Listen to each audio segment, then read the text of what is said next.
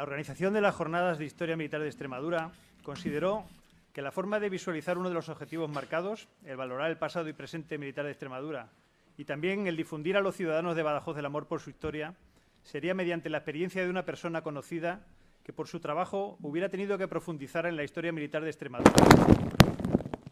Y nuestro conferenciante lo ha hecho a fondo y muchas veces, durante la fase de preparación de sus numerosas obras de novela histórica. Jesús Sánchez Adalid es sacerdote y ejerce, pero también es doctor en Derecho y ejerció como juez. Es académico de número de la Real Academia de las Artes y de las Letras de Extremadura y actualmente dirige la biblioteca de dicha institución. Y en la parte que ahora más nos afecta, es escritor de novela histórica de reconocida trayectoria, con premios tan importantes como el Premio Fernando Lara de Novela en 2007, Premio Alfonso X el Sabio de Novela Histórica en 2012 o la Medalla de Extremadura y la Medalla de Oro de Villanueva de la Serena, ciudad en la que se crió, aunque es donbenitense de nacimiento.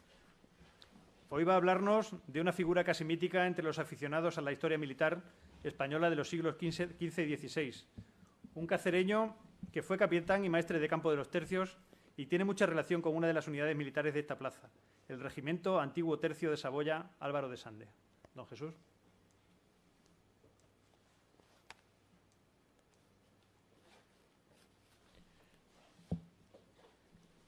Buenas tardes. Pues por mi parte también reconocer que ha sido una buenísima idea hacer en la ciudad de Badajoz unas jornadas de historia militar. Creo que no puede ser más adecuado. Si miramos la imagen de Badajoz, vemos indudablemente una ciudad fortificada que habla de historia y también nos habla de defensa. Hasta la Catedral de Badajoz es un gran edificio militar. Esa torre lo indica y lo mismo sucede con la Concatedral de Santa María de Mérida. Yo creo que la ciudad tiene derecho a reivindicar ese pasado con el cual tenemos que disfrutar y no juzgarlo sencillamente desde un punto de vista sociológico o político, sino verlo como lo que es, como que forma parte de la ciudad de Badajoz, está en su entraña, tiene grandes personajes, además de un valor impresionante que están relacionados con esos momentos bélicos que han configurado la esencia de esta ciudad. Bueno, cada ciudad es conocida por sus elementos identitarios y Badajoz, pues desde luego, como plaza fuerte militar, pues siempre ha sido así.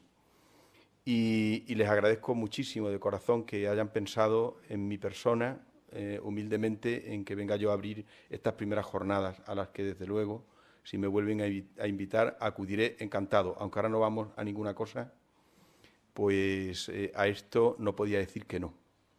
Y es prácticamente lo único que voy a hacer. Tengo una única conferencia en Huelva, en el Centro de Estudios Históricos Andaluces, que no puedo decir que no, y una comparecencia que tuve en la universidad y poco más. Pero esto desde el principio me pareció que era una buenísima idea y quiero volver a repetirlo una y otra vez.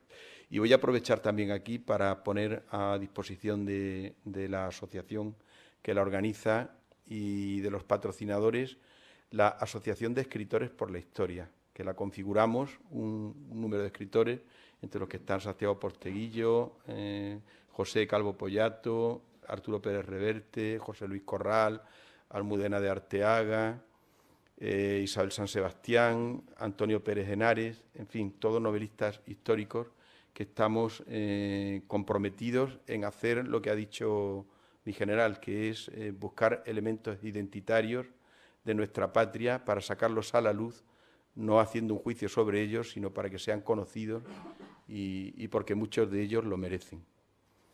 Como este personaje, cómo no, tan desconocido por tanto tiempo por los extremeños, mi querido don Álvaro de Sande. Y digo mi querido porque formó parte de mi tarea de escritor durante varios años en la escritura de 3 novelas a las que le debo mucho, que son El cautivo, La sublime puerta y El caballero de Alcántara, cuyo personaje es Luis María de Monroy Villalobos, un personaje real que encontré en los libros de cautivos del monasterio de Guadalupe y al cual pude seguir y que él, como de la mano, me llevó al que había sido su jefe militar principal, don Álvaro de Sande. Y cuando me encontré con el personaje, inmediatamente pensé que él solo merecería una novela. Pero cuando me puse a trabajar sobre el mismo, me di cuenta que no era una novela, sino 10 quizá o más, porque la hoja de servicio de don Álvaro de Sande es impresionante.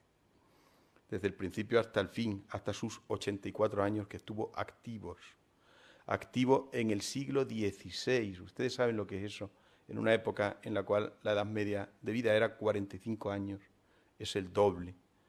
Por lo tanto, es un titán. Estuvo cautivo, fue herido varias veces.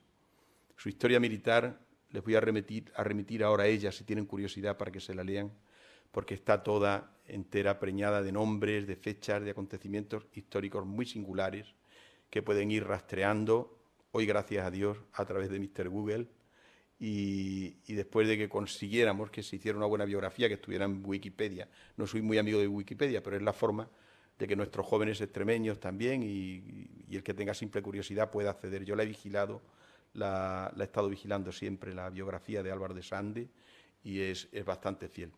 Por lo tanto, yo, si me permiten, voy a prescindir de todo ese saco de acontecimientos históricos. A veces pensamos que la historia son solo nombres, fechas, lugares, referencias geográficas y batallas.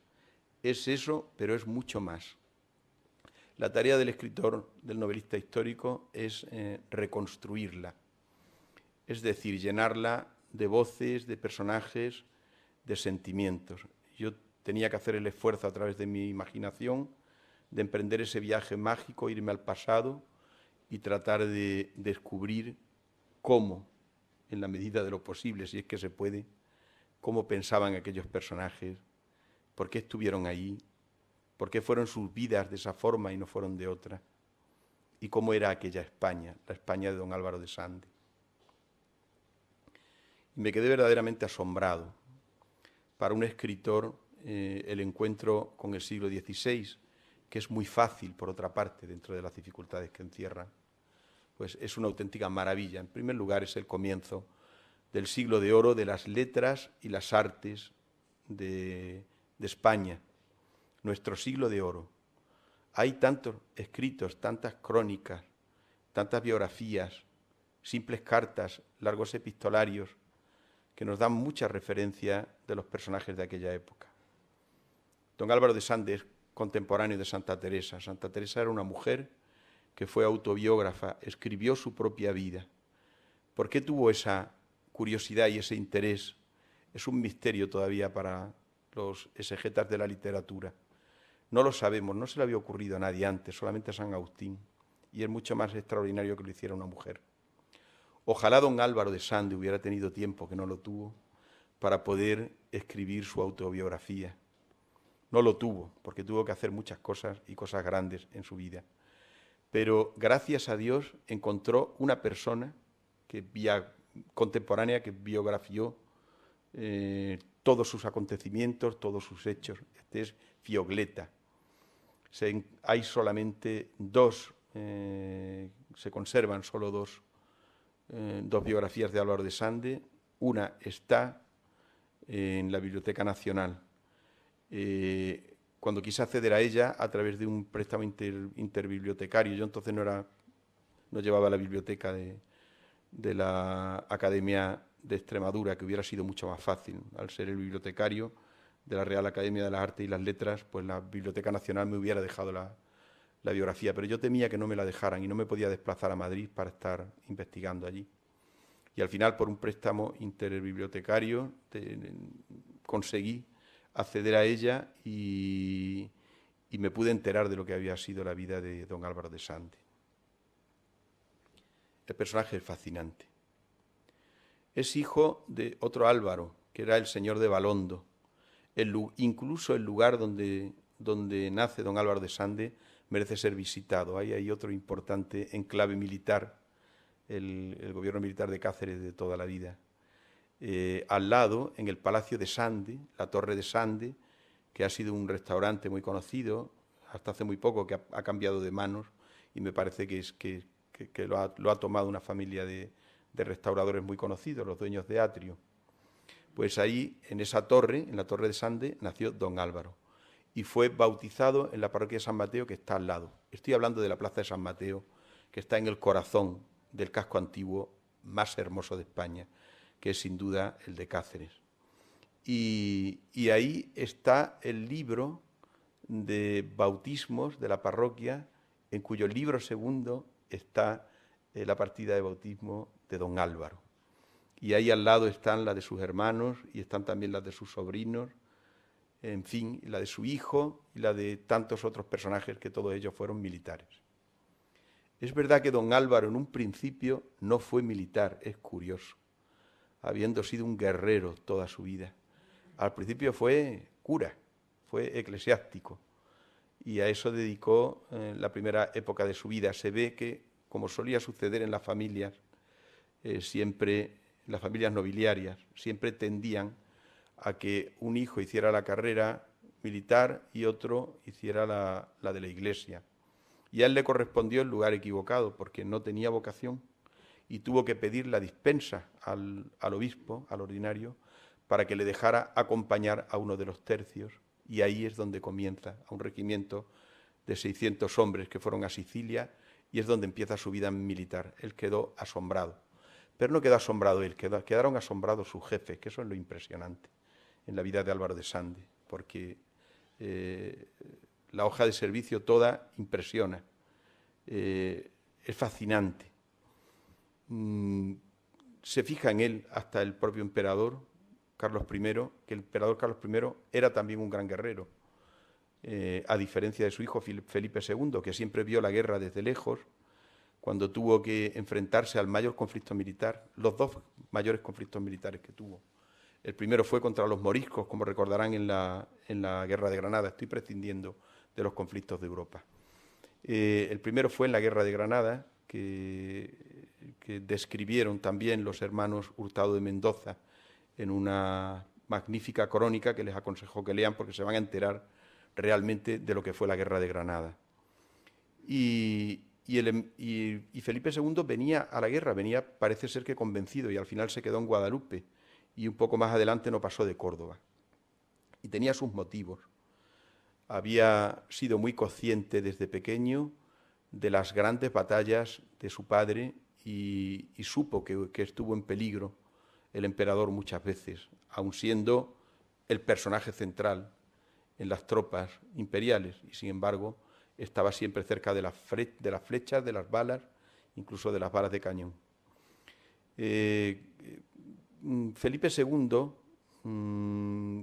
la única batalla que estuvo en su vida, vio muy de cerca a una cantidad enorme de muertos, vio la ciudad ardiendo, fue la batalla de San Quintín, y vio las gentes aterrorizadas que huían en todas direcciones y la carnicería y el saqueo que se produjo después. Esto hizo que él se hiciera una configuración mental de lo que era la guerra, que aunque sabía que era necesaria, porque entonces, claro, primaba aquella teoría que venía de San Agustín, que era el bellum justum, la guerra justa. Sabía que era necesaria para poder mantener el imperio de su padre, pero él dijo, será necesaria, pero yo no voy a estar allí, enviaré siempre a un buen general. Y así sucedió, que cuando llegó la Guerra de Granada, pues no fue él, se quedó en Guadalupe, y cuando fue la gran batalla de su vida, la batalla de Lepanto, pues fue su medio hermano, como bien saben todos, don Juan de Austria. Pues el emperador Carlos I era siempre muy consciente de los hombres que tenía a su servicio, y sobre todo de los que tenía a su servicio en la guerra. Y se fijó, y le hablaron muy bien de este extremeño intrépido, que todavía, por cierto, era clérigo y ya iba al frente de 600 hombres. De manera que lo puso al frente de las tropas de Argel, en aquella batalla que ganó el emperador y que está tan maravillosamente ilustrada en esos tapices que están en los Reales Alcázares de Sevilla. No sé si lo han visto, ¿no? Una auténtica preciosidad de tapices donde se ve al emperador al frente de su ejército. Y estuvo 3 veces más en Túnez, volvió a Sicilia, hasta que es nombrado, ya digo que les voy a prescindir de todo esto para contarle el por qué creo yo que don Álvaro de Sande hizo todo esto. para ser el jefe de todos los ejércitos de Italia, para acabar siendo finalmente el maestre de campo del llamado Tercio Viejo de Lombardía, después de Saboya, del cual viene este regimiento número 6. Por lo tanto, el lugar más adecuado hoy para hablar de don Álvaro de Sande, además de Cáceres y además del pueblo de Valdefuente, del cual era marqués, es este lugar, la ciudad de Badajoz, puesto que aquí hoy está el regimiento Saboya, que es heredero de aquella tropa de españoles, de aquel tercio magnífico de españoles que tantas glorias le dio al Imperio español.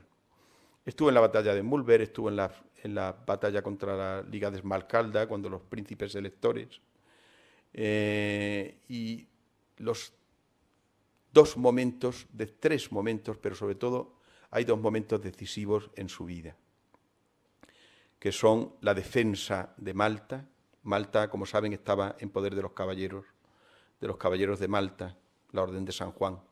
El emperador Carlos I le había dado la isla porque sabía que eran aguerridos, que eran abnegados y que iban a estar ahí al pie del cañón, nunca mejor dicho, para evitar que los turcos llegaran a la costa de España, que era, saben ustedes que el turco quería reconquistar todo lo que había sido el Imperio Romano. Primero lo había conseguido con Bizancio, el Imperio Romano de Oriente, y su pretensión era llegar a Roma y, cómo no, a todos los territorios de lo que se llamaba el Imperio Cristiano, que al final era el Sacro Imperio, porque Carlos I tenía el título de César Imperator, y así es como aparece en muchas monedas de la época y en los frontispicios de muchos edificios imperiales. Y ellos querían, según su conciencia, se veían obligados a recuperar el Imperio Romano y hacerlo islámico entero. Pueden imaginar cómo sonaba en los sonidos de los jóvenes y no jóvenes españoles, cuyos abuelos, muchos vivían todavía y habían culminado la Reconquista. Cómo sonaba en los oídos de aquellos españoles que habían esforzado durante generaciones y generaciones la recuperación del territorio de la península ibérica, dejando al lado las consideraciones de cualquier tipo que no vienen aquí al caso, pero el que después de culminar esta empresa que duró tantos siglos, al final solo pensar que volviera a ser el territorio islámico se le ponían los pelos de punta. Y esta fue la gran preocupación del emperador Carlos I. Él aglutinaba esta preocupación del Occidente porque se consideraba responsable del fin del mundo.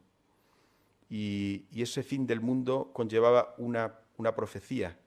El emperador sería lo que fuera, pero se consideraba profundamente cristiano. Hasta en el momento final de su vida, el lugar que elige, su retiro aquí cerca en Extremadura, y la forma de morir en un cenobio para reconciliarse con Dios y para pedir perdón por todos sus pecados, nos dan una idea del tipo de persona que era. La profecía era la siguiente: id y predicad el Evangelio hasta el confín de la tierra. Era así como se traducía ese Evangelio de la Vulgata, de la Biblia Vulgata. Y el fin de la tierra era Finisterre. Finisterre es nuestra costa atlántica, es decir, la Galaecia, la Lusitania, lo que es ahora Portugal. Y se entendía que más allá no había nada. De ahí venía aquello de non plus ultra, si recuerdan, no más allá, que después cambió la configuración y la forma iconográfica de nuestro escudo con el plus ultra. Porque se pensaba que la Tierra era plana y que si los barcos seguían en esa dirección por el océano, al final se caerían al vacío. Esto lo cambió por completo el descubrimiento del Nuevo Mundo, el viaje de Cristóbal Colón y los siguientes viajes de tantos navegantes nos dieron una idea diferente, aparte de los grandes viajes de Vasco de Gama y después la efemérides que celebrábamos el año pasado, la Vuelta al Mundo, etcétera. Pero esa era la concepción que se tenía. Y si después de haber hecho todo ese trabajo de siglos, después de haber atravesado una frontera de gran significado, como había sido el primer milenio, el que el Islam al final llegara a dominar todo el territorio de Occidente, se consideraba un gran espanto. Esta era la gran preocupación del emperador, pero es que había otra preocupación no menor, y la otra era la herejía, porque él consideraba que el enemigo lo tenía fuera, lo tenía en el Mediterráneo, pero también lo tenía dentro con los herejes. Esto hace que las energías de la población, de los españoles, durante muchas décadas estuviera orientada en esas dos direcciones: la lucha contra la herejía y la lucha contra el Islam, contra el turco. Los españoles se sentían designados por un designio divino, por la providencia, para poder defender el occidente de estas dos grandes amenazas. Yo creo que no sospechaba todavía siquiera, el emperador pudo irse dando cuenta después de que se le abría otro gran escenario más allá del océano, un escenario inesperado. Todavía Felipe II ya empezó a darse cuenta de que quizá la providencia le estaba pidiendo algo más, y era que el imperio llegase incluso a los territorios del sudeste asiático. Las Filipinas se llaman Filipinas por Felipe II, y en aquella época es cuando los jesuitas emprenden viaje hacia China y después a Japón a través de Goa. Ahí está, por ejemplo, nuestro gran evangelizador Francisco de Javier. Todas estas historias de viajes, de lugares, de grandes hazañas, la amplitud del mundo, la sorpresa de los diversos puertos y lugares, pues llenaba la cabeza de toda la juventud de aquellos tiempos y produce personajes como Teresa de Jesús, que hemos nombrado antes, o como el propio Cervantes. El padre de Cervantes era íntimo amigo del padre de don Álvaro de Sande. Habían sido muy amigos. Y después fue muy amigo de don Álvaro de Sande. Y él fue el que consiguió que Cervantes fuera al Tercio de Nápoles. O sea que la relación incluso aparece ahí, parece misteriosa, pero es real. Y es bastante reconocible en algunas cartas y en algunos documentos. Pues bien, esta gran inercia, este gran trabajo, este gran esfuerzo de todas aquellas generaciones, llegaba incluso a pretender la conquista de China. En la misma época en que don Álvaro de Sande estaba luchando en la batalla de los Guelbes, se le presentaron aquí a Felipe II, unos aventureros portugueses y pacenses. No sé si conocen esta historia, que es fascinante. Uno de ellos se llamaba Belloso, sería Veloso, porque es un apellido portugués, para proponerle que acabara siendo emperador también de China. Envió 3 barcos.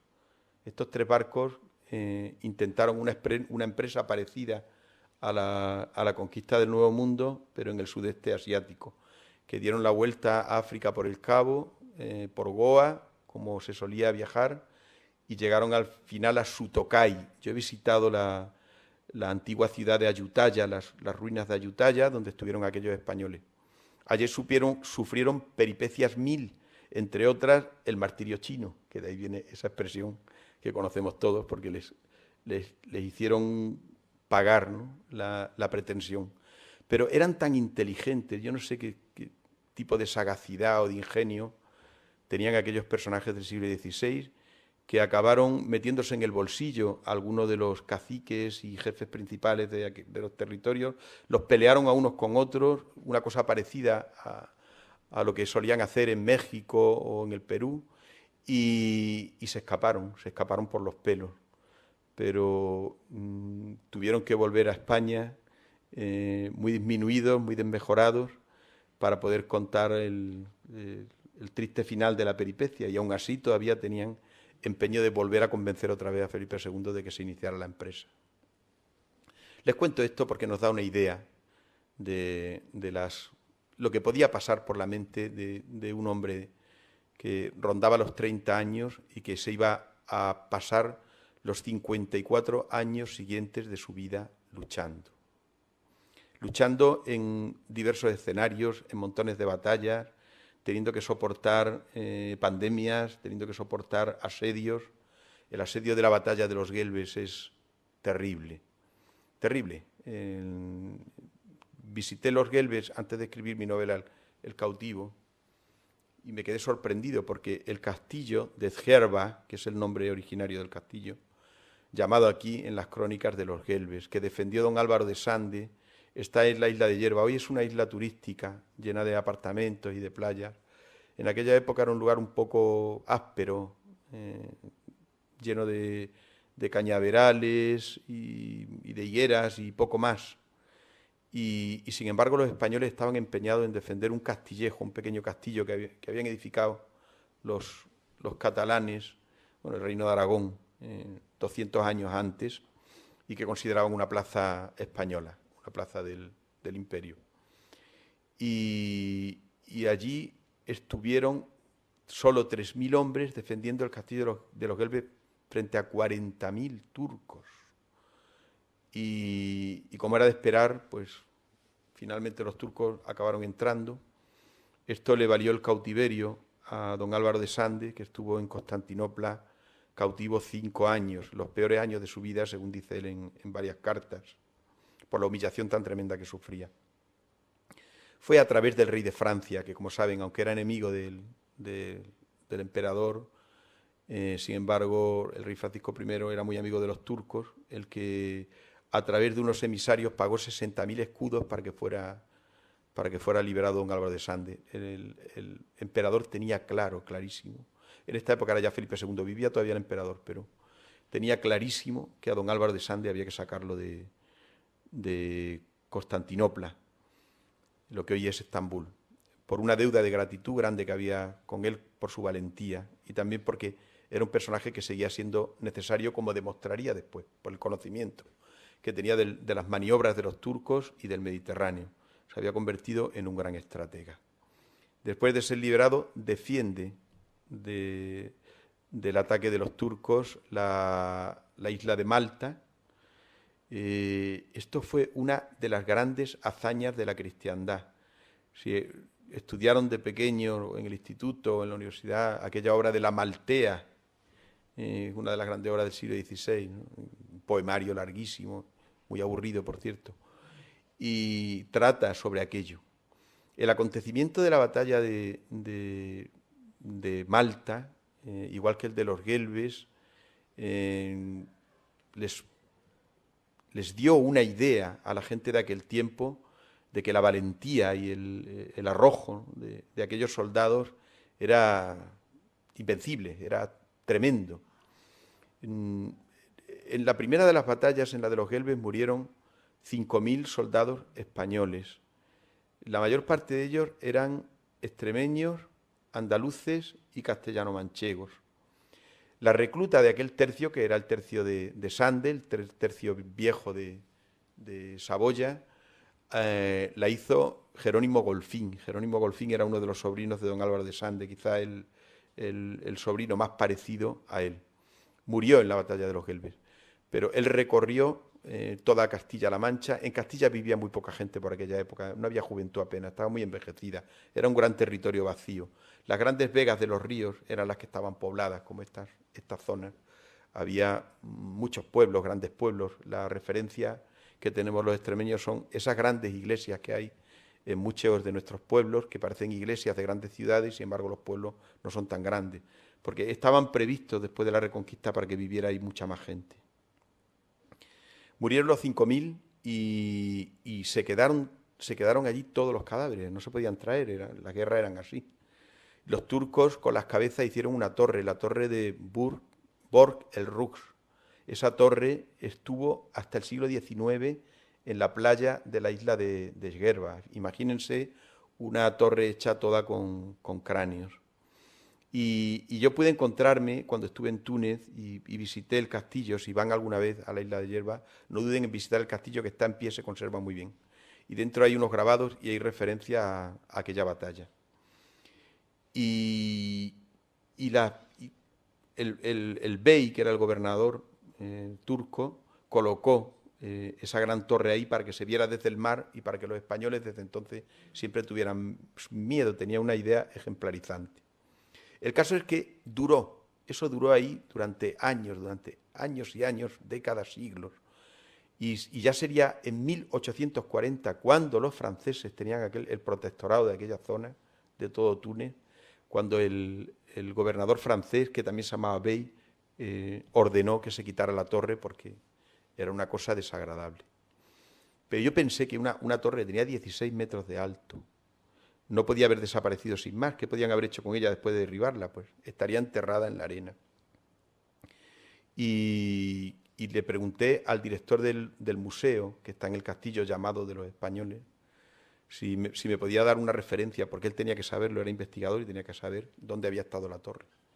Y no me lo quería decir, no sé por qué, tenía una prevención, tenía como un temor en decirme dónde estaba aquella torre. Le expliqué que era extremeño, que seguramente ahí había antepasados míos, en fin, le conté una historia y al final me lo permitió. Me indicó dónde estaba el lugar y daba la casualidad que había allí unas máquinas que estaban preparando lo que iba a ser como una especie de estadio, un lugar grande, abierto, allanada la arena, las dunas, para que ahí se hicieran representaciones para los turistas, camellos, una especie de campamento, danzas, dar una cena a estos centros de interpretación que se hacen para el turismo. Pero estaba todo removido y efectivamente allí estaban los pedazos de los cráneos y muchísimos huesos que estaban esparcidos en un espacio de más de 100 metros cuadrados, quizás bastante más. Yo miré solamente una zona y recogí algunos de los huesos que me traje, por cierto, a España, lo que fue una inconsciencia absoluta, porque si en el avión o en cualquier sitio hubieran descubierto que llevaba unos huesos, que hubieran pensado de dónde traía esos huesos, de dónde los había sacado. Pero yo en ese momento no lo pensé, solamente pensé que eran de los tercios españoles y que me los tenía que traer de alguna forma, y todavía los tengo en mi casa. Les quería haber dado sepultura en algún sitio, pero no quiero desprenderme de ellos. Y son de la torre Borg el Ruso. Pues allí aquello fue un desastre, porque la batalla la perdieron, el desastre de los Gelbe, y como digo, fueron hechos cautivos. Pero el hecho de que fueran hechos cautivos y llevados a Constantinopla hizo que algunos de ellos se convirtieran después en espías, es decir, que se informaran muy bien y aprendieran la lengua. Y fueron después los espías de Felipe II, que en esto fue un avanzado. Y gracias a estos espías se pudo saber la fecha exacta en que los turcos querían asediar y atacar la isla de Malta. Y ahí sí vencieron los españoles.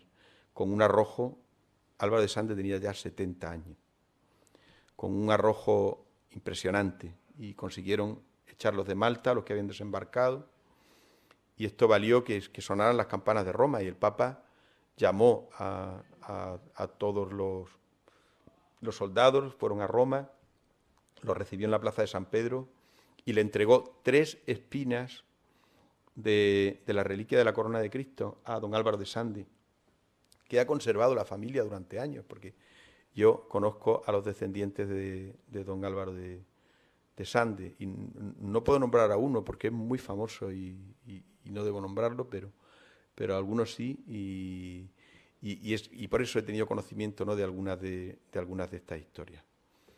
Don Álvaro, después de esto, todavía participó en la batalla de Lepanto, a pesar de su edad. No estuvo presente en la batalla porque ya no podía. Seguramente estaría bastante disminuido en fuerza físicamente, pero sirvió como estratega, dio su opinión, estuvo en el Gran Consejo Militar que preparó la Santa Liga, allí aportó su experiencia, sus conocimientos militares. Y bueno, y en cierto modo pues también fue uno de los que consiguieron la victoria. Su vida termina como virrey de Milán. El rey Felipe II le concedió 2 títulos, primero el título de Marqués de la Piovera y después el título de Marqués de Valdefuente.